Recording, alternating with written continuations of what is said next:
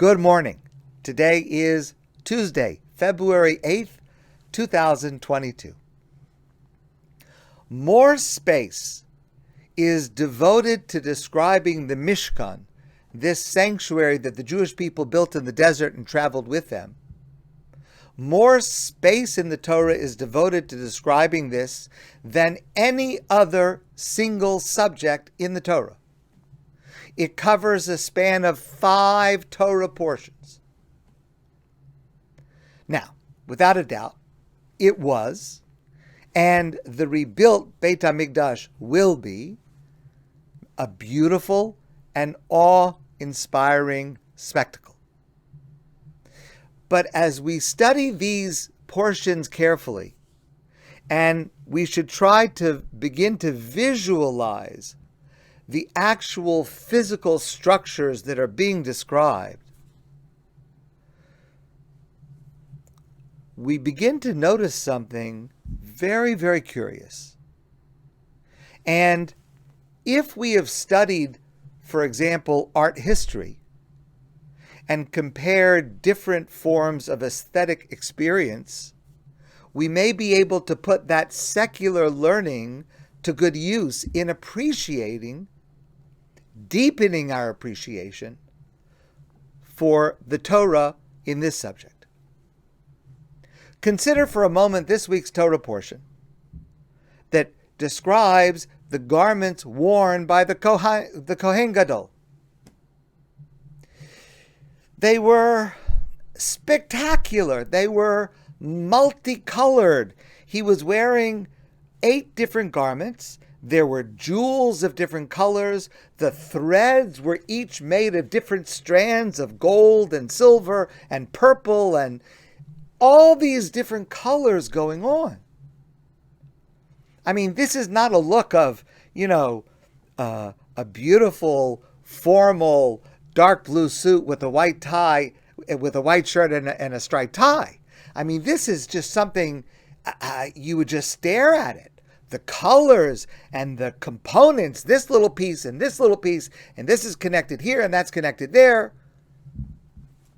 And it's interesting, our rabbis tell us that on Yom Kippur, when the Kohen Gadol had to go lifnai v'lifnim into the Kodesh HaKadoshim, the Holy of Holies, one time a year, he would take off all the gold and he would take off all the silver and he would go in only wearing pure white garments. But that just begs the question for the rest of the year. He was a spectacle. People would stare. It was something that they would never see anywhere else. So bright, so busy, so many things going on.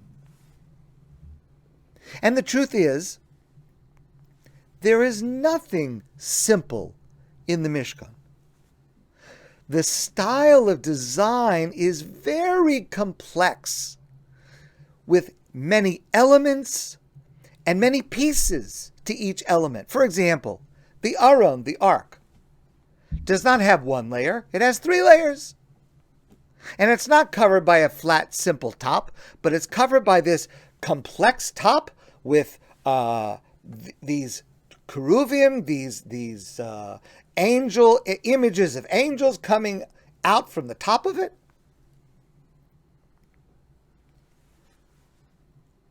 So many different elements in one object. The menorah, we spoke about the complexity of the menorah. The menorah had branches and cups and balls and blossoms. It gets confusing just to read the Torah's description of it. But so many different items. It's the opposite of like a minimalist, simple, pure, clean, straight, minimal menorah. No. It's got all kinds of doodads and little things on it. The coverings on top of the structure were not just a simple cloth. They were multiple pieces sewn together into sections, and then the sections were connected with loops. Almost every element in the Mishkan is either comprised of multiple components in a single object, like the menorah. Remember, it's from one piece of gold, but it's multiple elements within it, or multiple pieces that are connected, like the covering over the building, like the garments of the Kohen Gadol. And everything is represented there. Every color is represented there. Every aspect of the natural world is represented there. Animals, plants, animate objects, inanimate objects, minerals. Everything is there.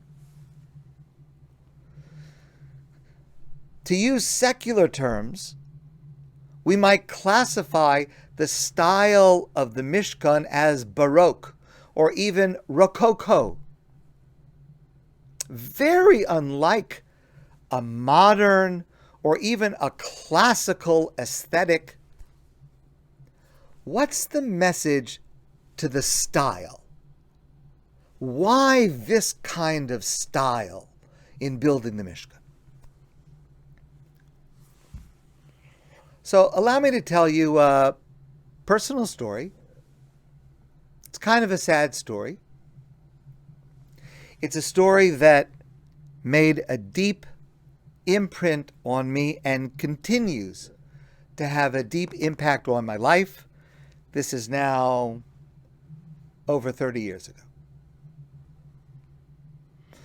It was about over 30 years ago. So even before that, I attended Columbia University for my undergraduate work.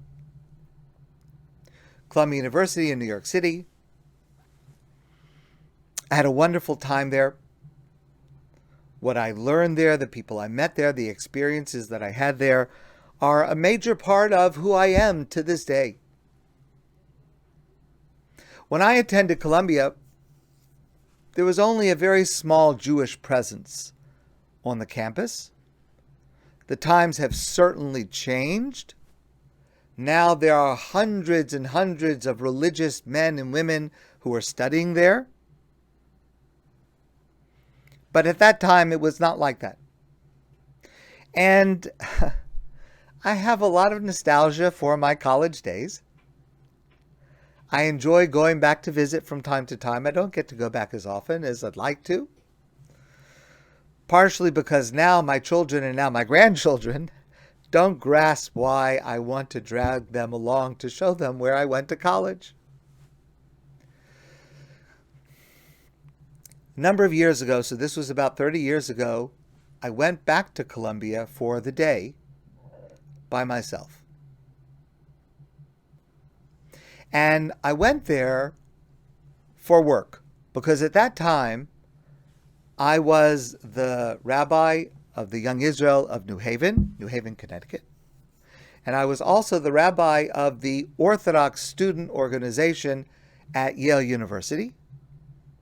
And I was considering beginning a program called a Beit Midrash Chavrusa program, which means that you gather a number of people together in a room at the same time, and everyone picks a partner, 2 or 3, small group, and everyone is studying the same text, let's say a volume of the Talmud, and they're studying it together with their partner. So instead of listening to a teacher teach frontally the information, the partners are grappling with it themselves, and it's a very empowering method of study, and it's extremely exciting and invigorating. And usually there's someone, in this case it would be me, who's walking around, who would be available to answer a question, who would sit down with a group and ask, have you considered this? Or maybe you should think about this, or how is it going? So someone to help facilitate, but basically the learning was done partner to partner, and there's this sound that comes of different partners studying in the room. It's a remarkable and unique kind of study. If you have not engaged in it, I urge you to do so. We should do much more of it here. Hopefully we will. So in any event, I was familiar with this kind of learning. This is the standard type of learning that takes place in yeshiva, where I had been for many years. And I had this idea to bring this kind of program, this kind of learning program, to Yale, where I was working with my students. And so I had heard that Columbia had a very successful similar program. And so I went for the day to visit Columbia to see their program in action in order to get ideas and to trade notes. What works for you? Here's what works for us.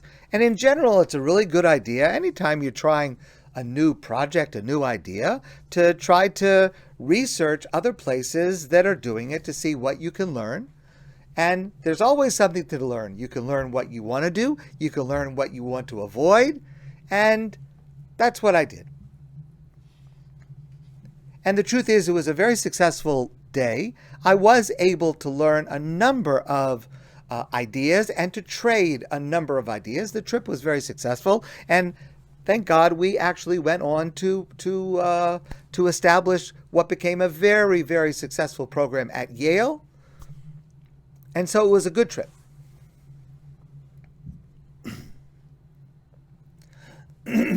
I was at Columbia for about 4 hours. I arrived in the afternoon to daven mincha with their minyan. I ate their dinner with a kosher dining hall. I learned in this Beit Midrash program as it was going on, the main reason I was there. I also daven Mariv, the evening prayer, with their minyan at the end. During that time, about 4 hours spent with the Jewish community of Columbia, no one spoke to me. Well, not exactly. Of the hundreds of people who were there, I saw 3 people I knew, and they approached me and we had very warm conversations. Also, during the course of the evening, I approached 2 students to ask questions, and they responded sweetly and helpfully. But during the entire time that I was there, over a period of 4 hours, no one came up to me, an obvious stranger, and said, Shalom Aleichem. No one said, welcome to Columbia. Who are you? What brings you here tonight? There was one exception. One person did actually speak to me. As I was sitting, studying Talmud by myself, a young woman approached and she said, would you mind to move to another table because I have a group that's coming here and we would fit better at this table.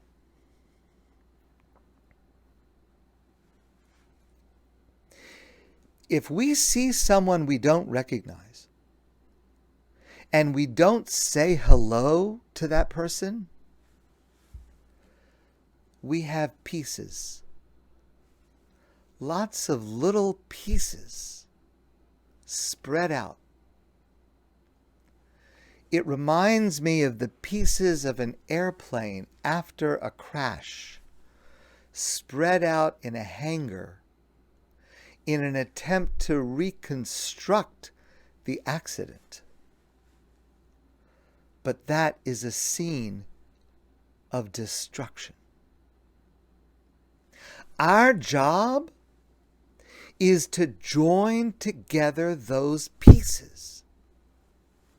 And that is the message of the style of the Mishkan, which is the metaphor for Am Yisrael, the Jewish people. Each of us can be different. Each of us can be distinct. Each of us can have a different appearance, a different skill, a different purpose. But we must be connected in order to be an Am, a people, a nation. To be a structure with strength and sanctity. And the style of the Mishkan teaches us that though we are all these many, many little pieces, every piece is needed. From the ark that holds the Aseret Adibros to the loops that connect the tapestries. If even one piece is missing, off to the side, uninvited, unwelcome, unattached, the integrity of all the pieces and the whole structure is compromised.